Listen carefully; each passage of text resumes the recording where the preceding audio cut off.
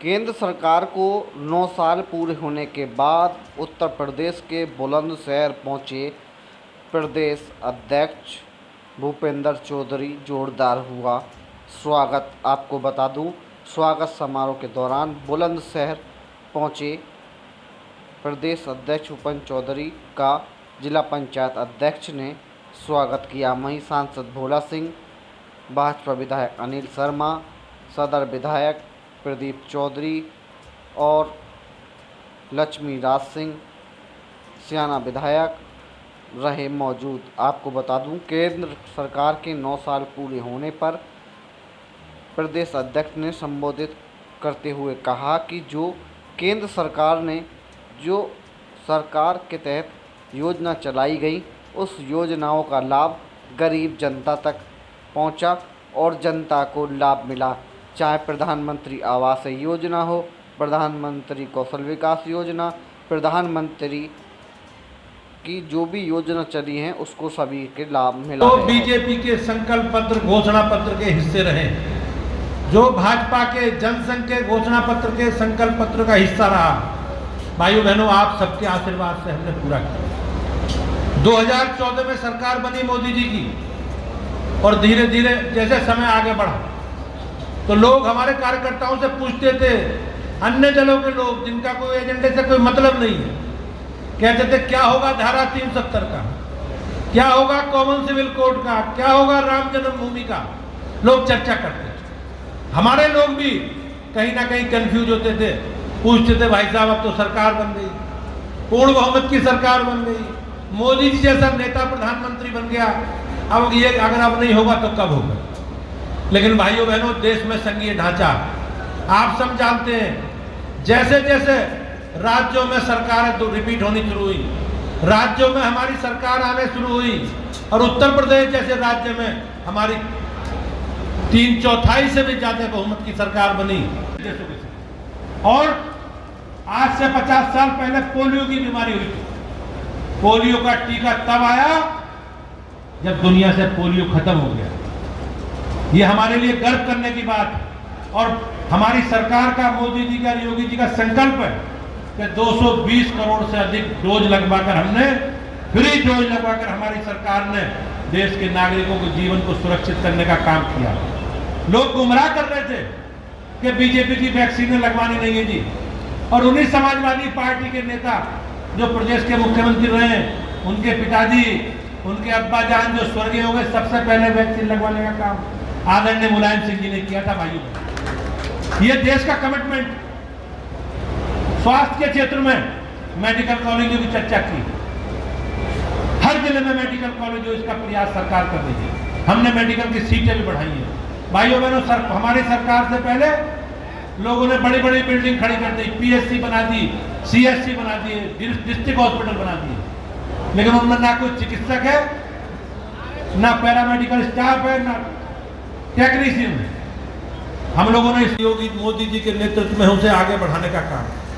हमारे उत्तर प्रदेश में 2017 से पहले जब माननीय मुख्यमंत्री जी नहीं थे, तो किस प्रकार से हमारे धार्मिक पर्व, तीज, त्योहार को बाधित करने का काम किया जाता था। हमारे यहाँ प्रचलित कांवड़ यात्रा होती है, उसे रोकने का काम किया जाता था। उत्तर प्रदेश की सरकार, हमारी सरकार आने से पहले अराजकता, गुंडागर्दी, बेईमानी, भ्रष्टाचार किस प्रकार समर्पित थी सरकार, और तत्कालीन समाजवादी पार्टी की सरकार दंगाइयों के साथ खड़ी रहती थी।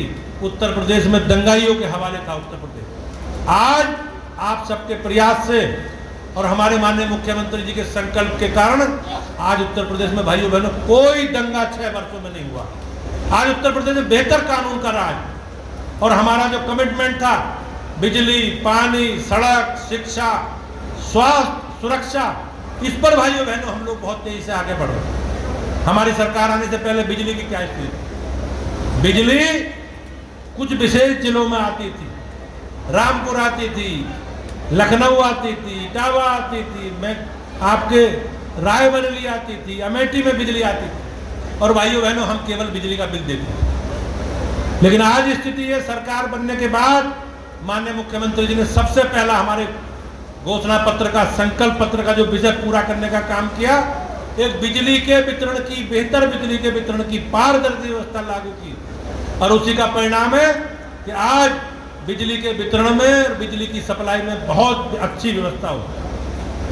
संपन्न प्राकृतिक रूप से, सांस्कृतिक रूप से हम लोग बड़े संपन्न रहे, और आज गुलामी से पहले हम लंबे समय गुलाम रहे। हमारे देश का जीडीपी में 35 से 40% दुनिया की जीडीपी में हमारा हिस्सा रहा, लेकिन भाइयों बहनों, गुलामी में बहुत सारी विकृति पैदा हुई, और उस विकृतियों का ही परिणाम है कि आज हम लोगों ने अनेकों प्रकार के देश के आज़ादी के बाद और आज़ादी से पहले भी हमेशा समाज में विभाजन करने वाली, टकराव तनाव पैदा करने वाली शक्ति सक्रिय रही। उसी के कारण था कि हम लोग गुलाम। और आज़ादी के बाद भी जितनी विचारधाराएं थी, चाहे वामपंथ हो, चाहे सोशलिस्ट हो, चाहे कांग्रेसी हो, देश में कभी भी सामाजिक समरसता की बात नहीं, हमेशा समाज में टकराव और तनाव की बात की। लेकिन देश के प्रधानमंत्री जी ने आज दुनिया में संदेश देने का काम किया, और हमारा संगठन एक सामाजिक समरसता के साथ हम लोग आगे बढ़ रहे हैं। भाइयों बहनों, दुनिया के दबाव के कारण लोगों ने अनैतिक समझौते करके, अपने देश के नागरिकों के हितों के विपरीत समझौते करके हमें कमजोर करने का काम किया। मोदी जी की सरकार आने के बाद कोई भी समझौता देश के 140 करोड़ नागरिकों के हितों को ध्यान में रख के ही हुआ, और उसका एक बड़ा उदाहरण आप देखेंगे। भाइयों बहनों, युद्ध रूस में, यूक्रेन में युद्ध हो रहा है। दुनिया ने कहा रूस से कोई कारोबारी संबंध नहीं रखेगा, रूस से कोई व्यापार नहीं करेगा, लेकिन हमारे देश के प्रधानमंत्री जी ने कहा हम अपने 140 करोड़ लोगों के हितों को ध्यान में रखते हुए समझौता करेंगे, और उसी का ही परिणाम है कि भारत रूस से आज सस्ता तेल खरीद रहा है। भाइयों बहनों, ये सबके सामने। तो क्या तैयारी है सर? देश के यशस्वी प्रधानमंत्री जी के सेवा, सुशासन और गरीब कल्याण के 9 वर्ष पूरा होने के उपलक्ष्य में भारतीय जनता पार्टी ने 30 मई से 30 जून तक अभियान तय किया है। हम अलग अलग कार्यक्रमों के माध्यम से घर घर जाएंगे और सरकार का जो रिपोर्ट कार्ड है जनता के बीच में रखेंगे। इसके लिए पार्टी ने क्लस्टर बनाकर लोकसभा के अनुसार अपने केंद्रीय नेताओं को भी दायित्व दिया है। आदरणीय भाई साहब देवेंद्र राणा जी हमारे जम्मू कश्मीर के वरिष्ठ नेता हैं, इस क्लस्टर के इंचार्ज, और पूरा उद्देश्य आज एक सार्वजनिक कार्यक्रम था। लोकसभा बार हमें बड़ी बड़ी रैली करनी है एक एक जगह, तो आज बुलंदशहर कर, और हम लोगों का एजेंडा है कि अपनी सरकार के काम, अपना पूरा रिपोर्ट कार्ड जनता के बीच में रखें, और हमारी पार्टी की पूरी तैयारी है, और यहाँ इस संकल्प के साथ हम जनता के बीच में जाएंगे कि हमें 100% लोकसभा की सीटें उत्तर प्रदेश से जीतें।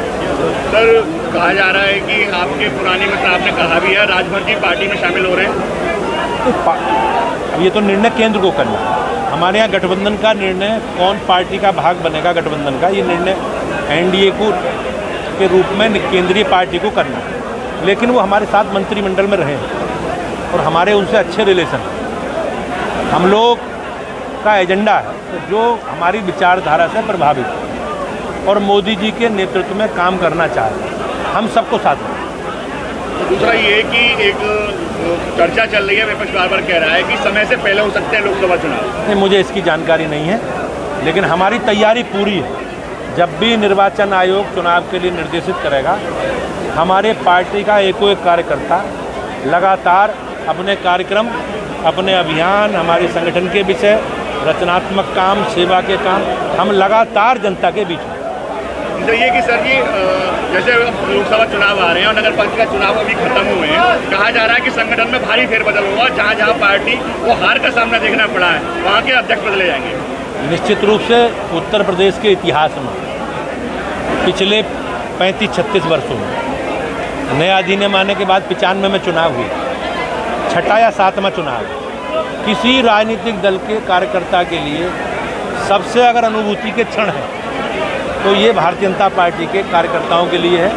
हमने सबसे अच्छे राजनीतिक परिणाम हमारे लिए आए और हम सब लोग इस संकल्प के साथ मैं जनता के बीच में है कि जो जो विषय हमने कहे हैं, जो हमने कमिटमेंट किए हैं योगी जी और मोदी जी के नेतृत्व में, सब उसे पूरा करें और शहरों को भी सजाने का, संवारने का काम करें।